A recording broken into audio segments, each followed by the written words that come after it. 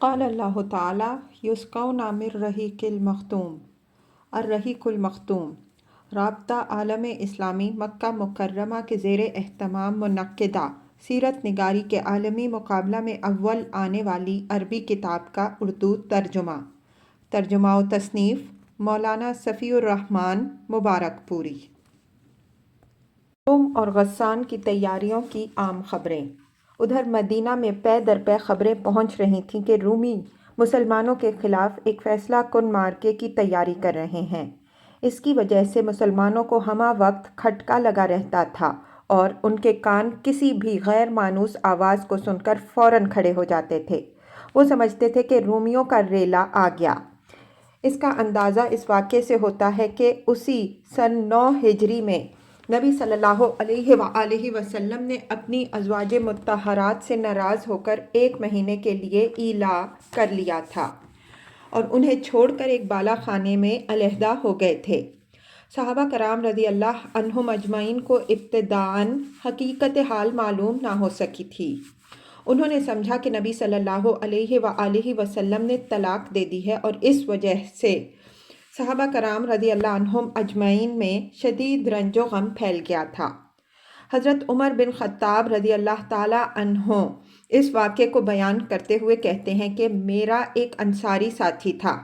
جب میں خدمت نبوی صلی اللہ علیہ وآلہ وسلم میں موجود نہ رہتا تو وہ میرے پاس خبر لاتا اور جب وہ موجود نہ ہوتا تو میں اس کے پاس خبر لے جاتا۔ یہ دونوں ہی اوالی مدینہ میں رہتے تھے، ایک دوسرے کے پڑوسی تھے اور باری باری خدمت نبوی صلی اللہ علیہ وآلہ وسلم میں حاضر ہوتے تھے۔ اس زمانے میں ہمیں شاہ غسان کا خطرہ لگا ہوا تھا۔ ہمیں بتایا گیا تھا کہ وہ ہم پر یورش کرنا چاہتا ہے اور اس کے ڈر سے ہمارے سینے بھرے ہوئے تھے۔ ایک روز اچانک میرا انصاری ساتھی دروازہ پیٹنے لگا اور کہنے لگا کھولو کھولو۔ میں نے کہا کیا غسانی آ گئے؟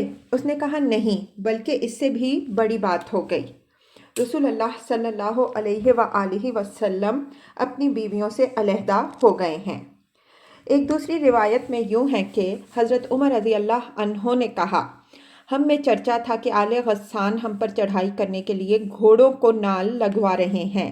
ایک روز میرا ساتھی میری باری پر گیا اور عشاء کے وقت واپس آ کر میرا دروازہ بڑے زور سے پیٹا اور کہا کیا وہ عمر رضی اللہ عنہ سویا ہوا ہے؟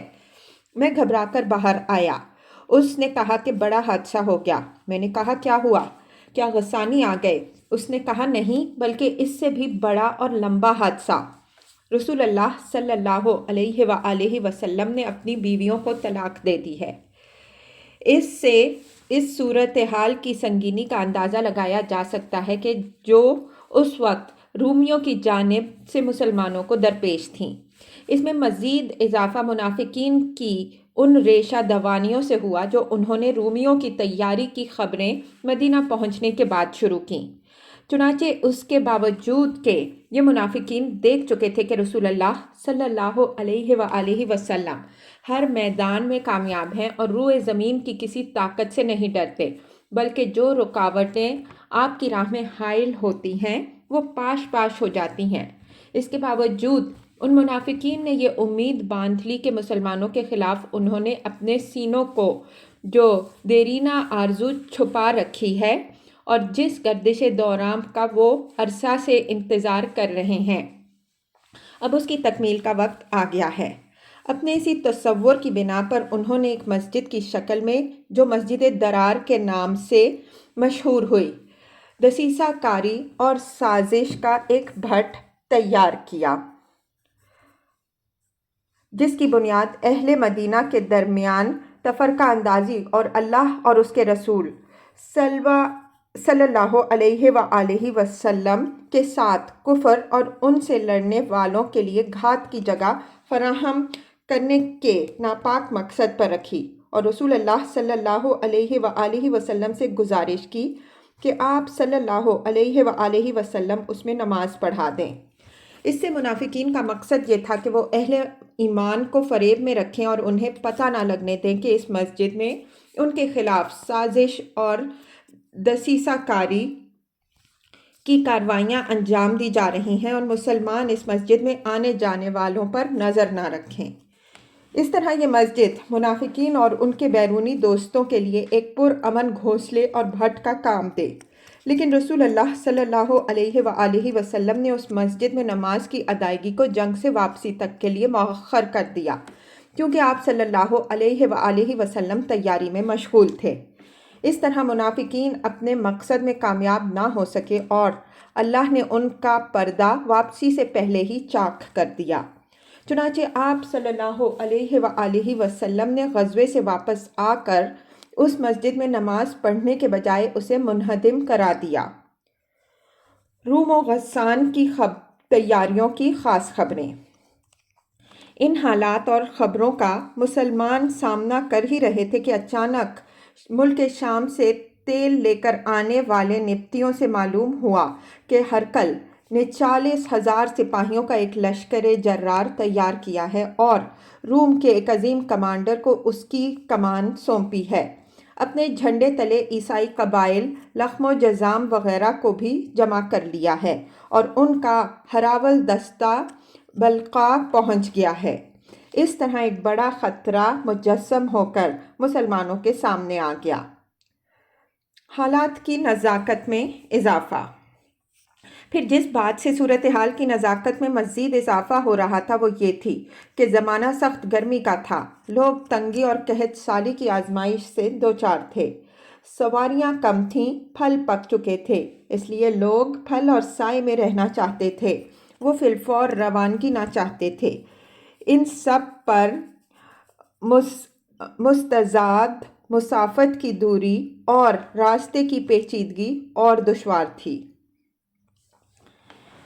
رسول اللہ صلی اللہ علیہ وآلہ وسلم کی طرف سے ایک قطعی اقدام کا فیصلہ، لیکن رسول اللہ صلی اللہ علیہ وآلہ وسلم حالات و تغیرات کا مطالعہ کہیں زیادہ دقت نظر سے فرما رہے تھے۔ آپ صلی اللہ علیہ وآلہ وسلم سمجھ رہے تھے کہ اگر آپ صلی اللہ علیہ وآلہ وسلم نے ان فیصلہ کن لمحات میں رومیوں سے جنگ لڑنے میں کاہلی اور سستی سے کام لیا، رومیوں کو مسلمانوں کے زیر اثر علاقوں میں گھسنے دیا اور وہ مدینہ تک بڑھ اور چڑھ آئے تو اسلامی دعوت پر اس کے نہایت برے اثرات مرتب ہوں گے۔ مسلمانوں کی فوجی ساکھ اکھڑ جائے گی اور وہ جاہلیت جو جنگ حنین میں کاری ضرب لگنے کے بعد آخری دم توڑ رہی ہے دوبارہ زندہ ہو جائے گی، اور منافقین جو مسلمانوں پر گردش زمانہ کا انتظار کر رہے ہیں اور ابو عامر فاسق کے ذریعے شاہ روم سے رابطہ قائم کیے ہوئے ہیں، پیچھے سے عین اس وقت مسلمانوں کے شکم میں خنجر گھونپ دیں گے جب آگے سے رومیوں کا ریلا ان پر خونخوار حملہ کر رہا ہوگا۔ اس طرح وہ بہت ساری کوششیں رائیگاں چلی جائیں گی جو آپ صلی اللہ علیہ وآلہ وسلم نے اور آپ صلی اللہ علیہ وآلہ وسلم کے صحابہ کرام رضی اللہ عنہم اجمعین نے اسلام کی نشر و اشاعت میں صرف کی تھیں، اور بہت ساری کامیابیاں ناکامی میں تبدیل ہو جائیں گی جو طویل اور خونریز جنگوں اور مسلسل فوجی دوڑ دھوپ کے بعد حاصل کی گئی تھیں۔ رسول اللہ صلی اللہ علیہ وآلہ وسلم ان نتائج کو اچھی طرح سمجھ رہے تھے، اس لیے اسرت و شدت کے باوجود آپ صلی اللہ علیہ وآلہ وسلم نے طے کیا کہ رومیوں کو دارالاسلام کی طرف پیش قدمی کی مہلت دیے بغیر خود ان کے علاقے اور حدود میں گھس کر ان کے خلاف ایک فیصلہ کن جنگ لڑی جائے۔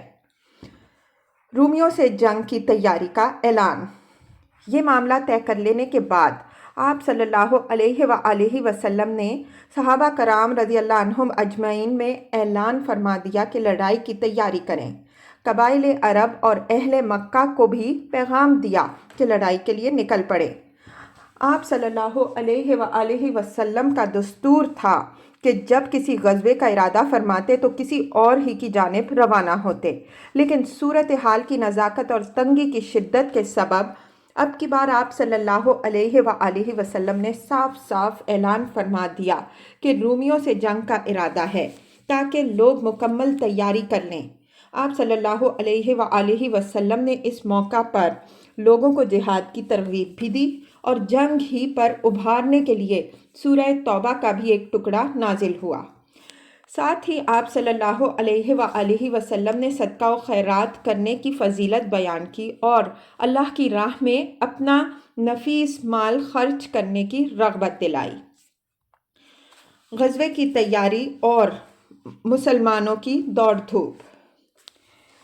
صحابہ کرام رضی اللہ عنہم اجمعین نے جو ہی رسول اللہ صلی اللہ علیہ وآلہ وسلم کا ارشاد سنا کہ آپ صلی اللہ علیہ وآلہ وسلم رومیوں سے جنگ کی دعوت دے رہے ہیں، جھٹ اس کی تکمیل کے لیے دوڑ دھوپ کرنے لگے اور پوری تیز رفتاری سے لڑائی کی تیاری شروع کر دی۔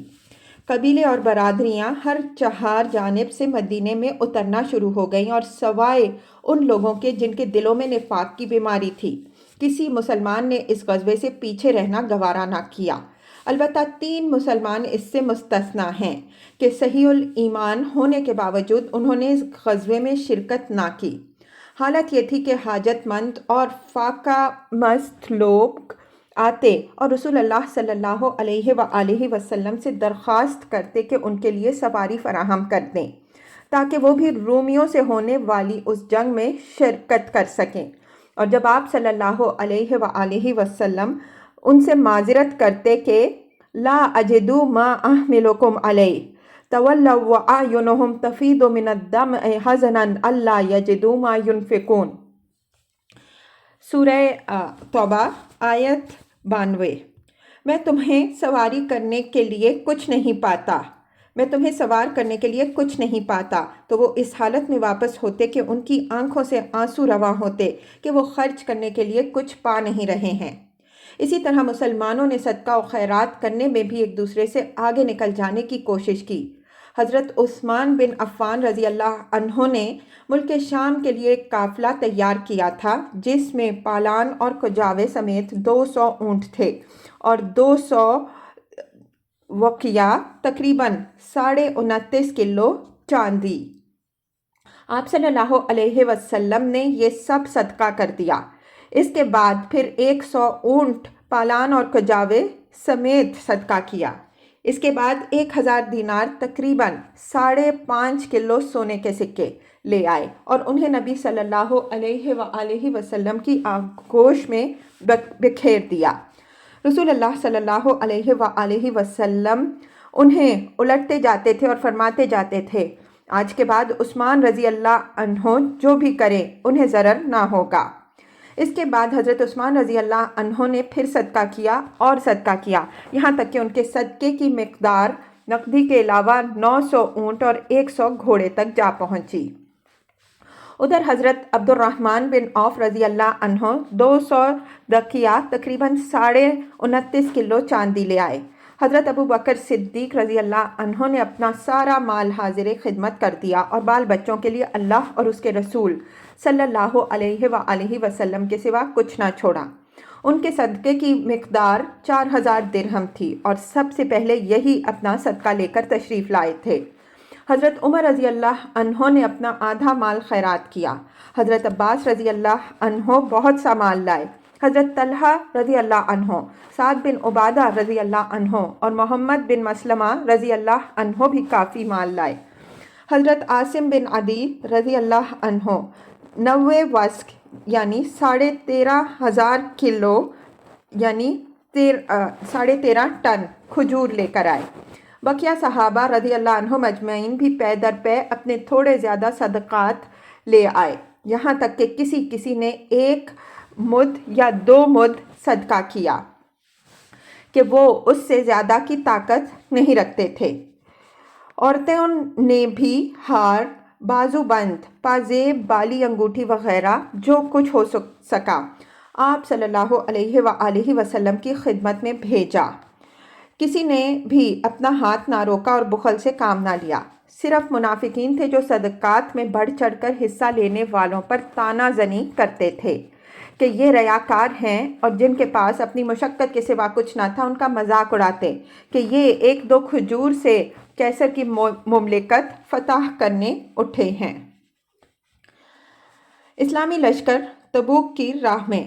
اس دھوم دھام، جوش و خروش اور بھاگ دوڑ کے نتیجے میں لشکر تیار ہو گیا تو رسول اللہ صلی اللہ علیہ وآلہ وسلم نے حضرت محمد بن مسلمہ رضی اللہ عنہ کو، اور کہا جاتا ہے کہ صبا بن ارفطہ رضی اللہ عنہ کو مدینہ کا گورنر مقرر کیا، اور حضرت علی بن ابی طالب رضی اللہ عنہ کو اپنے اہل و عیال کی دیکھ بھال کے لیے مدینہ ہی میں رہنے کا حکم دیا۔ لیکن منافقین نے ان پر طعنہ زنی کی، اس لیے وہ مدینہ سے نکل پڑے اور رسول اللہ صلی اللہ علیہ وآلہ وسلم سے جا ملے۔ لیکن آپ صلی اللہ علیہ وآلہ وسلم نے انہیں پھر مدینہ واپس کر دیا اور فرمایا، کیا تم اس بات پر راضی نہیں کہ مجھ سے تمہیں وہی نسبت ہو جو حضرت موسیٰ علیہ السلام سے حضرت ہارون علیہ السلام کو تھی؟ البتہ میرے بعد کوئی نبی نہ ہوگا۔ بہرحال رسول اللہ صلی اللہ علیہ وآلہ وسلم نے اس انتظام کے بعد شمال کی جانب کوچ فرمایا۔ نسائی کی روایت کے مطابق یہ جمعرات کا دن تھا۔ منزل تبوک تھی لیکن لشکر بڑا تھا، 30,000 مردان جنگی تھے۔ اس سے پہلے مسلمانوں کا اتنا بڑا لشکر کبھی فراہم نہ ہوا تھا، اس لیے مسلمان ہر چند مال خرچ کرنے کے باوجود لشکر کو پوری طرح تیار نہ کر سکے تھے، بلکہ سواری اور توشے کی سخت کمی تھی۔ چنانچہ 18 آدمیوں پر ایک اونٹ تھا جس پر یہ لوگ باری باری سوار ہوتے تھے۔ اس طرح کھانے کے لیے بسا اوقات درختوں کی پتیاں استعمال کرنی پڑتی تھیں، جس سے ہونٹوں میں ورم آ گیا تھا۔ مجبوراً اونٹوں کو قلت کے باوجود ذبح کرنا پڑا تاکہ اس کے معدے اور آنتوں کے اندر جمع شدہ پانی اور تری پی جا سکے۔ اسی لیے اس کا نام جیش اسرت، تنگی کا لشکر پڑ گیا۔ تبوک کی راہ میں لشکر کا گزر حجر یعنی دیار سمود سے ہوا۔ سمود وہ قوم تھی جس نے وادی قرا کے اندر چٹانیں تراش تراش کر مکان بنائے تھے۔ صحابہ کرام رضی اللہ عنہم اجمعین نے وہاں کے کنوؤں سے پانی لے لیا تھا، لیکن جب چلنے لگے تو رسول اللہ صلی اللہ علیہ وآلہ وسلم نے فرمایا، تم یہاں کا پانی نہ پینا اور اس سے نماز کے لیے وضو نہ کرنا، اور جو آٹا تم لوگوں نے گوندھ رکھا ہے اسے جانوروں کو کھلا دو، خود نہ کھاؤ۔ آپ صلی اللہ علیہ وآلہ وسلم نے یہ حکم بھی دیا کہ لوگ اس کنویں سے پانی لیں جس سے صالح علیہ السلام کی اونٹنی پانی پیا کرتی تھی۔ صحیحین میں ابن عمر رضی اللہ عنہ سے روایت ہے کہ جب نبی صلی اللہ علیہ وآلہ وسلم حجر یعنی دیار سمود سے گزرے تو فرمایا، ان ظالموں کی جائے سکونت میں داخل نہ ہونا کہ کہیں تم پر بھی وہی مصیبت نہ آن پڑے جو ان پر آئی تھی، ہاں مگر روتے ہوئے۔ پھر آپ صلی اللہ علیہ وآلہ وسلم نے اپنا سر ڈھکا اور تیزی سے چل کر وادی پار کر گئے۔ راستے میں لشکر کو پانی کی سخت ضرورت پڑی، حتیٰ کہ لوگوں نے رسول اللہ صلی اللہ علیہ وآلہ وسلم سے شکوہ کیا۔ آپ صلی اللہ علیہ وآلہ وسلم نے اللہ سے دعا کی، اللہ نے بادل بھیج دیا، بارش ہوئی، لوگوں نے سیر ہو کر پانی پیا اور ضرورت کا پانی لاد بھی لیا۔ پھر جب تبوک کے قریب پہنچے تو آپ صلی اللہ علیہ وآلہ وسلم نے فرمایا، کل انشاءاللہ اللہ تم لوگ تبوک کے چشمے پر پہنچ جاؤ گے، لیکن چاشت سے پہلے نہیں پہنچو گے، لہٰذا جو شخص وہاں پہنچے اس کے پانی کو ہاتھ نہ لگائے یہاں تک کہ میں آ جاؤں۔ حضرت معاذ رضی اللہ عنہ کا بیان ہے کہ ہم لوگ پہنچے تو وہاں 2 آدمی پہلے ہی پہنچ چکے تھے، چشمے سے تھوڑا تھوڑا پانی آ رہا تھا۔ رسول اللہ صلی اللہ علیہ وآلہ وسلم نے دریافت کیا، کیا تم دونوں نے اس پانی کو ہاتھ لگایا؟ انہوں نے کہا، جی ہاں۔ آپ صلی اللہ علیہ وآلہ وسلم نے ان دونوں سے جو کچھ اللہ نے چاہا فرمایا، پھر چشمے سے چلو کے ذریعے تھوڑا تھوڑا پانی نکالا یہاں تک کہ قدرے جمع ہو گیا۔ پھر رسول اللہ صلی اللہ علیہ وآلہ وسلم نے اس میں اپنا چہرہ اور ہاتھ دھویا اور اسے چشمے میں انڈیل دیا، اس کے چشمے سے خوب پانی آیا۔ صحابہ کرام رضی اللہ عنہم اجمعین نے سیر ہو کر پانی پیا۔ پھر رسول اللہ صلی اللہ علیہ وآلہ وسلم نے فرمایا، اے معاذ، اگر تمہاری زندگی دراز ہوئی تو تم اس مقام کو باغات سے بھرا ہوا دیکھو گے۔ راستے ہی میں یا تبوک پہنچ کر روایات میں اختلاف ہے۔ رسول اللہ صلی اللہ علیہ وآلہ وسلم نے فرمایا، آج رات تم پر سخت آندھی چلے گی، لہٰذا کوئی نہ اٹھے اور جس کے پاس اونٹ ہو وہ اس کی رسی مضبوطی سے باندھ دے۔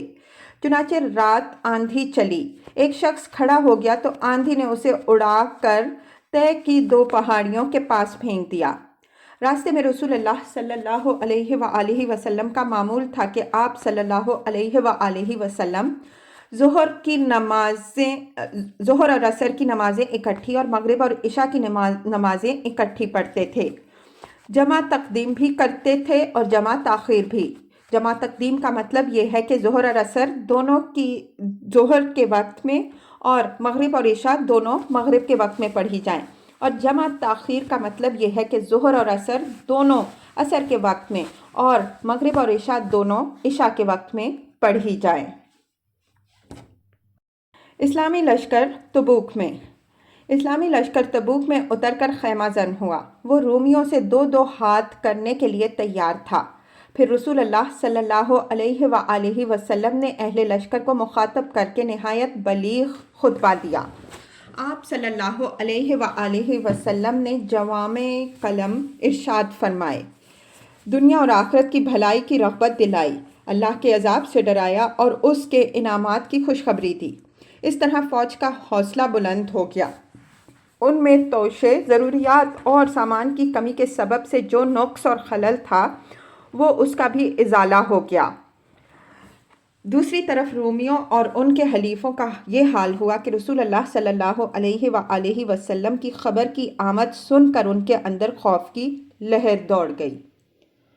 انہیں آگے بڑھنے اور ٹکر لینے کی ہمت نہ ہوئی اور وہ اندرون ملک مختلف شہروں میں بکھر گئے۔ ان کے اس طرز عمل کا اثر جزیرۃ العرب کے اندر اور باہر مسلمانوں کی فوجی ساکھ پر بہت عمدہ مرتب ہوا، اور مسلمانوں نے ایسے اہم سیاسی فوائد حاصل کیے کہ جنگ کی صورت میں اس کا حاصل کرنا آسان نہ تھا۔ تفصیل یہ ہے۔ ایلا کے حاکم یحییٰ بن روبہ نے آپ صلی اللہ علیہ وآلہ وسلم کی خدمت میں حاضر ہو کر جزیہ کی ادائیگی منظور کی اور صلح کا معاہدہ کیا۔ حربہ اور ازرق کے باشندوں نے بھی خدمت نبوی صلی اللہ علیہ وآلہ وسلم میں حاضر ہو کر جزیہ دینا منظور کیا۔ رسول اللہ صلی اللہ علیہ وآلہ وسلم نے ان کے لیے ایک تحریر لکھ دی جو ان کے پاس محفوظ تھی۔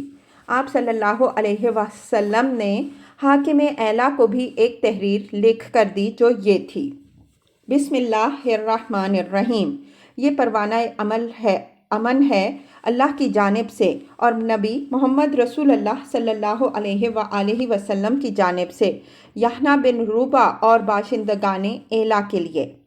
خشکی اور سمندر میں ان کی کشتیوں اور قافلوں کے لیے اللہ کا ذمہ ہے، اور محمد صلی اللہ علیہ وآلہ وسلم نبی کا ذمہ ہے، اور یہی ذمہ ان شامی اور سمندری باشندوں کے لیے ہے جو یحییٰ کے ساتھ ہوں۔ ہاں، اگر ان کا کوئی آدمی کوئی گڑبڑ کرے گا تو اس کا مال اس کی جان کے آگے روب نہ بن سکے گا، اور جو آدمی اس کا مال لے لے گا اس کے لیے وہ حلال ہوگا۔ انہیں کسی چشمے پر اترنے اور خشکی یا سمندر کے کسی راستے پر چلنے سے منع نہیں کیا جا سکتا۔ اس کے علاوہ رسول اللہ صلی اللہ علیہ وآلہ وسلم نے حضرت خالد بن ولید رضی اللہ عنہ کو 420 سواروں کا ایک رسالہ دے کر دومت الجندل کے حاکم عقیدر کے پاس بھیجا اور فرمایا، تم اسے نیل گائے کا شکار کرتے ہوئے پاؤ گے۔ حضرت خالد رضی اللہ عنہ وہاں تشریف لے گئے۔ جب اتنے فاصلے پر رہ گئے کہ قلعہ صاف نظر آ رہا تھا تو اچانک ایک نیل گائے نکلی اور قلعہ کے دروازے پر سینگ رگڑنے لگی۔ عقیدر اس کے شکار کو نکلا۔ چاندنی رات تھی۔ حضرت خالد رضی اللہ عنہ اور ان کے سواروں نے اسے جا لیا اور گرفتار کر کے رسول اللہ صلی اللہ علیہ وآلہ وسلم کی خدمت میں حاضر کیا۔ آپ صلی اللہ علیہ وآلہ وسلم نے اس کی جان بخشی کی اور 2000 اونٹ، 800 غلام، 400 زرہیں اور 400 نیزے دینے کی شرط پر مصالحت فرمائی۔ اس نے جزیہ بھی دینے کا اقرار کیا، چنانچہ آپ صلی اللہ علیہ وآلہ وسلم نے اس سے یحییٰ سمیت دوما، تبوک، ایلا اور تیماء کے شرائط کے مطابق معاملہ طے کیا۔ ان حالات کو دیکھ کر وہ قبائل جو اب تک رومیوں کے آلائے کار بنے ہوئے تھے سمجھ گئے کہ اب اپنے ان پرانے سرپرستوں پر اعتماد کرنے کا وقت ختم ہو چکا، اس لیے وہ بھی مسلمانوں کے حمایتی بن گئے۔ اس طرح اسلامی حکومت کی سرحدیں وسیع ہو کر براہ راست رومی سرحد سے جا ملیں اور رومیوں کے آلائے کاروں کا بڑی حد تک خاتمہ ہو گیا۔ مدینے کو واپسی۔ اسلامی لشکر تبوک سے مظفر اور منصور واپس آیا، کوئی ٹکر نہ ہوئی۔ اللہ جنگ کے معاملے میں مومنین کے لیے کافی ہوا، البتہ راستے میں ایک جگہ ایک گھاٹی کے پاس 12 منافقین نے نبی صلی اللہ علیہ وآلہ وسلم کو قتل کرنے کی کوشش کی۔ اس وقت آپ صلی اللہ علیہ وسلم اس گھاٹی سے گزر رہے تھے اور آپ صلی اللہ علیہ وآلہ وسلم کے ساتھ صرف حضرت عمار رضی اللہ عنہ تھے جو اونٹنی کی نکیل تھامے ہوئے تھے، اور حضرت حذیفہ بن یمان رضی اللہ عنہ تھے جو اونٹنی ہانک رہے تھے۔ باقی صحابہ کرام رضی اللہ عنہم اجمعین دور وادی کے نشیب سے گزر رہے تھے، اس لیے منافقین نے اس موقع کو اپنے ناپاک مقصد کے لیے غنیمت سمجھا اور آپ صلی اللہ علیہ وآلہ وسلم کی طرف قدم بڑھایا۔ ادھر آپ صلی اللہ علیہ وآلہ وسلم اور آپ صلی اللہ علیہ وآلہ وسلم کے دونوں ساتھی حسب معمول راستہ طے کر رہے تھے کہ پیچھے سے ان منافقین کے قدموں کی چاپیں سنائی دیں۔ یہ سب چہروں پر ڈھاٹا باندھے ہوئے تھے اور اب آپ صلی اللہ علیہ وآلہ وسلم پر تقریباً چڑھ ہی آئے تھے کہ آپ صلی اللہ علیہ وآلہ وسلم نے حضرت حذیفہ رضی اللہ عنہ کو ان کی جانب بھیجا۔ انہوں نے ان کی سواریوں کے چہروں پر اپنی ایک ڈھال سے ضرب لگانی شروع کی، جس سے اللہ نے انہیں مرعوب کر دیا اور وہ تیزی سے بھاگ کر لوگوں میں جا ملے۔ اس کے بعد رسول اللہ صلی اللہ علیہ وآلہ وسلم نے ان کے نام بتائے اور ان کے ارادے سے باخبر کیا۔ اسی لیے حضرت حذیفہ رضی اللہ عنہ کو رسول اللہ صلی اللہ علیہ وآلہ وسلم کا رازدان کہا جاتا ہے۔ اسی واقعے سے متعلق اللہ کا یہ ارشاد نازل ہوا کہ وَهَمُّوا بِمَا لَمْ يَنَالُوا، سورہ توبہ آیت 74۔ انہوں نے اس کام کا قصد کیا جسے وہ نہ پا سکے۔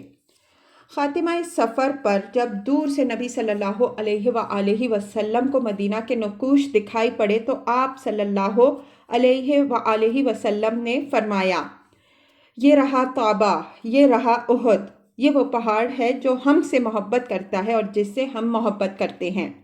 ادھر مدینہ میں آپ صلی اللہ علیہ وآلہ وسلم کی آمد کی خبر پہنچی تو عورتیں، بچے اور بچیاں باہر نکل پڑیں اور زبردست اعزاز کے ساتھ لشکر کا استقبال کرتے ہوئے یہ نغمہ گنگنایا: طلع البدر علینا من ثنیات الوداع وجب الشکر علینا ما دعا للہ داع۔ ہم پر ثنیات الوداع سے 14ویں کا چاند طلوع ہوا، جب تک پکارنے والا اللہ کو پکارے ہم پر شکر واجب ہے۔ رسول اللہ صلی اللہ علیہ وآلہ وسلم تبوک کے لیے رجب میں روانہ ہوئے اور واپس آئے تو رمضان کا مہینہ تھا۔ اس سفر میں پورے 50 روز صرف ہوئے، 20 دن تبوک میں اور 30 دن آمد و رفت میں۔ یہ آپ صلی اللہ علیہ وآلہ وسلم کی حیات مبارکہ کا آخری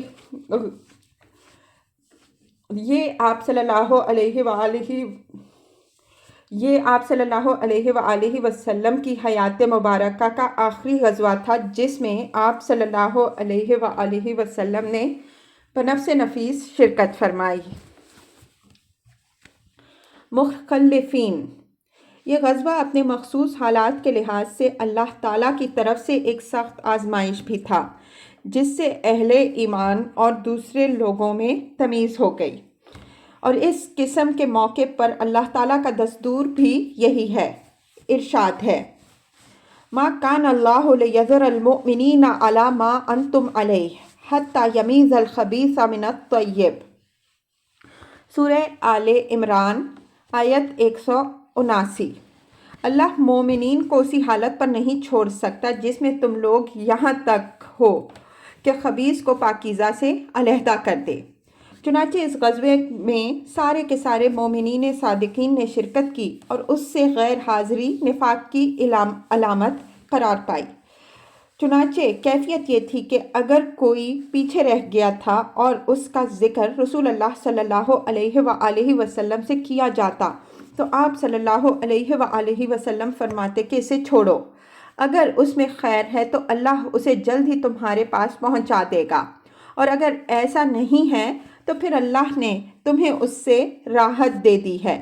غرض اس غزوے سے یا تو وہ لوگ پیچھے رہے جو معذور تھے یا وہ لوگ جو منافق تھے جنہوں نے اللہ اور اس کے رسول صلی اللہ علیہ وآلہ وسلم سے ایمان کا جھوٹا دعویٰ کیا تھا اور اب جھوٹا عذر پیش کر کے غزوہ میں شریک نہ ہونے کی اجازت لے لی تھی اور پیچھے بیٹھ رہے تھے یا سرے سے اجازت لیے بغیر ہی بیٹھے رہ گئے تھے۔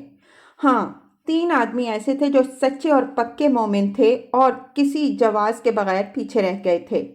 انہیں اللہ نے آزمائش میں ڈالا اور پھر ان کی توبہ قبول کی۔ اس کی تفصیل یہ ہے کہ واپسی پر رسول اللہ صلی اللہ علیہ وآلہ وسلم مدینہ میں داخل ہوئے تو حسب معمول سب سے پہلے مسجد نبوی میں تشریف لے گئے، وہاں 2 رکعت نماز پڑھی، پھر لوگوں کی خاطر بیٹھ گئے۔ ادھر منافقین نے، جن کی تعداد 80 سے کچھ زیادہ تھی، آ کر عذر پیش کرنے شروع کر دیے اور قسمیں کھانے لگے۔ آپ صلی اللہ علیہ وآلہ وسلم نے ان سے ان کا ظاہر قبول کرتے ہوئے بیعت کر لی اور دعائے مغفرت کی اور ان کا باطن اللہ تعالیٰ کے حوالے کر دیا۔ باقی رہے تینوں مومنین صادقین، یعنی حضرت کعب بن مالک رضی اللہ عنہ، حضرت مرارہ بن ربیع رضی اللہ عنہ اور حضرت ہلال بن امیہ رضی اللہ عنہ، تو انہوں نے سچائی اختیار کرتے ہوئے اقرار کیا کہ ہم نے کسی مجبوری کے بغیر غزوے میں شرکت نہیں کی تھی۔ اس پر رسول اللہ صلی اللہ علیہ وآلہ وسلم نے صحابہ کرام رضی اللہ عنہم اجمعین کو حکم دیا کہ ان تینوں سے بات چیت نہ کریں، چنانچہ ان کے خلاف سخت بائیکاٹ شروع ہو گیا۔ لوگ بدل گئے، زمین بھیانک بن گئی اور کشادگی کے باوجود تنگ ہو گئی، خود ان کی اپنی جان پر بھی بن آئی۔ سختی یہاں تک بڑھی کہ 40 روز گزرنے کے بعد حکم دیا گیا کہ اپنی عورتوں سے بھی الگ رہیں۔ جب بائیکاٹ پر 50 روز پورے ہو گئے تو اللہ تعالیٰ نے ان کی توبہ قبول کیے جانے کا مژدہ نازل کیا۔ ارشاد ہوا، وَعَلَى الثَّلَاثَةِ الَّذِينَ خُلِّفُوا حَتَّى إِذَا ضَاقَتْ عَلَيْهِمُ الْأَرْضُ بِمَا رَحُبَتْ وَضَاقَتْ عَلَيْهِمْ أَنفُسُهُمْ وَظَنُّوا أَن لَّا مَلْجَأَ مِنَ اللَّهِ إِلَّا إِلَيْهِ ثُمَّ تَابَ عَلَيْهِمْ لِيَتُوبُوا إِنَّ اللَّهَ هُوَ التَّوَّابُ الرَّحِيمُ۔ سورہ توبہ آیت 118۔ اور اللہ نے ان 3 آدمیوں کی بھی توبہ قبول کی جن کا معاملہ مؤخر کر دیا گیا تھا، یہاں تک کہ جب زمین اپنی کشادگی کے باوجود ان پر تنگ ہو گئی اور ان کی جان بھی ان پر تنگ ہو گئی، اور انہوں نے یقین کر لیا کہ اللہ سے بھاگ کر کوئی جائے پناہ نہیں ہے مگر اسی کی طرف، پھر اللہ ان پر رجوع ہوا تاکہ وہ توبہ کرے۔ یقیناً اللہ توبہ قبول کرنے والا ہے اور رحیم ہے۔ اس فیصلے کے نزول پر مسلمان عموماً اور یہ تینوں صحابہ کرام رضی اللہ عنہم اجمعین خصوصاً بے حد و حساب خوش ہوئے۔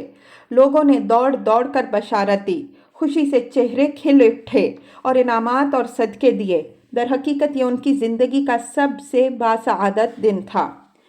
اسی طرح جو لوگ معذوری کی وجہ سے شریک غزوہ نہ ہو سکے تھے، ان کے بارے میں اللہ تعالیٰ نے فرمایا، لَيْسَ عَلَى الضُّعَفَاءِ وَلَا عَلَى الْمَرْضَىٰ وَلَا عَلَى الَّذِينَ لَا يَجِدُونَ مَا يُنْفِقُونَ حَرَجٌ إِذَا نَصَحُوا لِلَّهِ وَرَسُولِهِ۔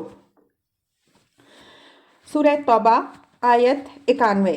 کمزوروں پر، مریضوں پر اور جو لوگ خرچ کرنے کے لیے کچھ نہ پائیں ان پر کوئی حرج نہیں ہے، جبکہ وہ اللہ اور اس کے رسول کے خیر خواہ ہوں۔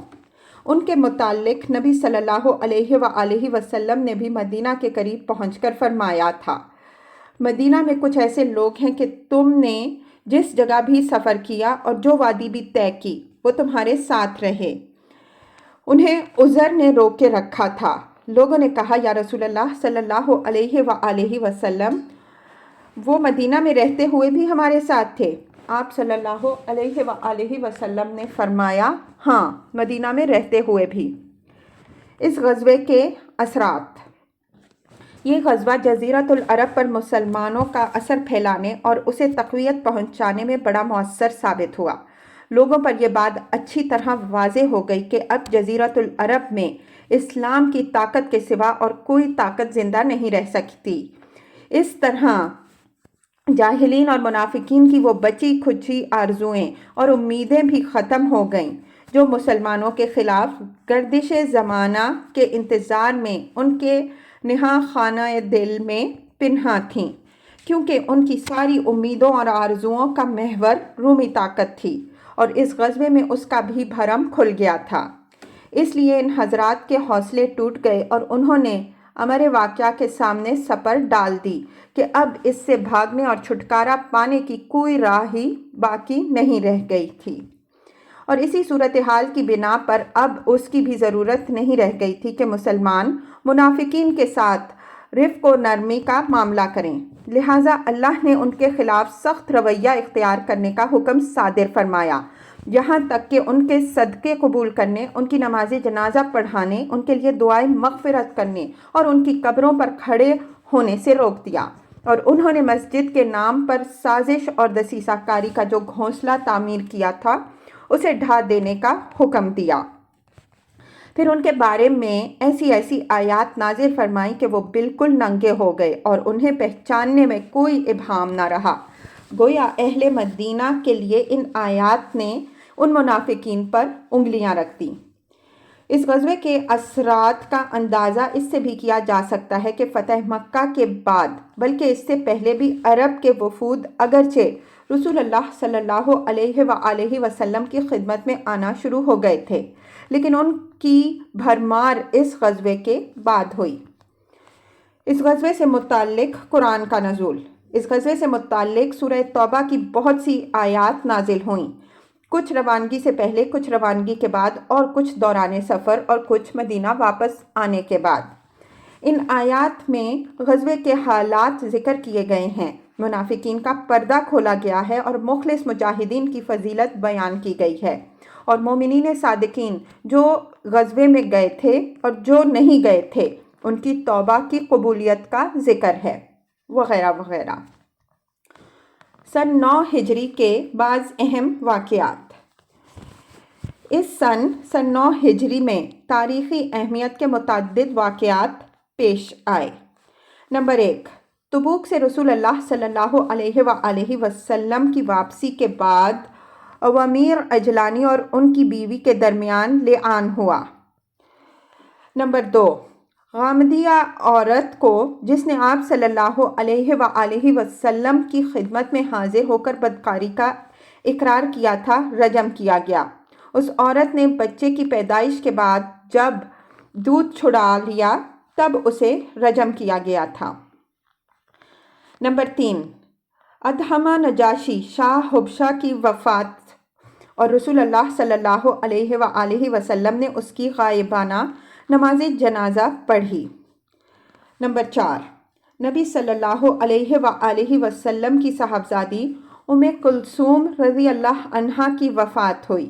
ان کی وفات پر آپ صلی اللہ علیہ وآلہ وسلم کو سخت غم ہوا، اور آپ صلی اللہ علیہ وآلہ وسلم نے حضرت عثمان رضی اللہ عنہ سے فرمایا کہ اگر میرے پاس تیسری لڑکی ہوتی تو اس کی شادی بھی میں تم سے کر دیتا۔ نمبر 5، تبوک سے رسول اللہ صلی اللہ علیہ وآلہ وسلم کی واپسی کے بعد رأس المنافقین عبداللہ ابن ابی نے وفات پائی۔ رسول اللہ صلی اللہ علیہ وآلہ وسلم نے اس کے لیے دعائے مغفرت کی اور حضرت عمر رضی اللہ عنہ کے روکنے کے باوجود اس کی نماز جنازہ پڑھی۔ بعد میں وحی نازل ہوئی اور اس میں حضرت عمر رضی اللہ عنہ کی موافقت اور تائید کرتے ہوئے منافقین پر نماز جنازہ پڑھنے سے منع کر دیا گیا۔ حج سن 9 ہجری زیر امارت حضرت ابو بکر رضی اللہ عنہ۔ اسی سال ذی-قعدہ یا ذی الحجہ سن 9 ہجری میں رسول اللہ صلی اللہ علیہ وسلم نے مناسک حج قائم کرنے کی غرض سے حضرت ابو بکر صدیق رضی اللہ عنہ کو امیر حج بنا کر روانہ فرمایا۔ اس کے بعد سورہ برات کی ابتدائی حصہ نازل ہوا، جس میں مشرکین سے کیے گئے عہد و پیمان کی برابری کی بنیاد پر ختم کرنے کا حکم دیا گیا۔ اس حکم کے آ جانے کے بعد رسول اللہ صلی اللہ علیہ وآلہ وسلم نے حضرت علی رضی اللہ عنہ کو روانہ فرمایا تاکہ وہ آپ صلی اللہ علیہ وآلہ وسلم کی جانب سے اس کا اعلان کر دیں۔ ایسا اس لیے کرنا پڑا کہ خون اور مال کے عہد و پیمان کے سلسلے میں عرب کا یہی دستور تھا کہ آدمی یا تو خود اعلان کرے یا اپنے خاندان کے کسی فرد سے اعلان کرائے۔ خاندان سے باہر کے کسی آدمی کا کیا ہوا اعلان تسلیم نہیں کیا جاتا تھا۔ حضرت ابو بکر صدیق رضی اللہ عنہ سے حضرت علی رضی اللہ عنہ کی ملاقات ارج یا وادی دبخان میں ہوئی۔ حضرت ابو بکر رضی اللہ عنہ نے دریافت کیا کہ امیر ہو یا مامور؟ حضرت علی رضی اللہ عنہ نے کہا نہیں بلکہ مامور ہوں۔ پھر دونوں آگے بڑھے۔ حضرت ابو بکر صدیق رضی اللہ عنہ نے لوگوں کو حج کرایا۔ جب 10ویں تاریخ یعنی قربانی کا دن آیا تو حضرت علی بن ابی طالب رضی اللہ عنہ نے جمرہ کے پاس کھڑے ہو کر لوگوں میں اعلان کیا، جس کا حکم رسول اللہ صلی اللہ علیہ وآلہ وسلم نے دیا تھا، یعنی تمام عہد والوں کا عہد ختم کر دیا گیا اور انہیں 4 مہینے کی مہلت دی۔ اسی طرح جن کے ساتھ کوئی عہد و پیمان نہ تھا انہیں بھی 4 مہینے کی مہلت دی۔ البتہ جن مشرکین نے مسلمانوں سے عہد نبھانے میں کوئی کوتاہی نہ کی تھی اور نہ مسلمانوں کے خلاف کسی کی مدد کی تھی، ان کا عہد ان کی طے کردہ مدت تک برقرار رکھا۔ اور حضرت ابو بکر صدیق رضی اللہ عنہ نے صحابہ کرام رضی اللہ عنہم اجمعین کی ایک جماعت بھیج کر یہ اعلان عام کرایا کہ آئندہ سے کوئی مشرک حج نہیں کر سکتا اور نہ کوئی ننگا آدمی بیت اللہ کا طواف کر سکتا ہے۔ یہ اعلان گویا جزیرۃ العرب سے بت پرستی کے خاتمے کا اعلان تھا، یعنی اس سال کے بعد بت پرستی کے لیے آمد و رفت کی کوئی گنجائش نہیں۔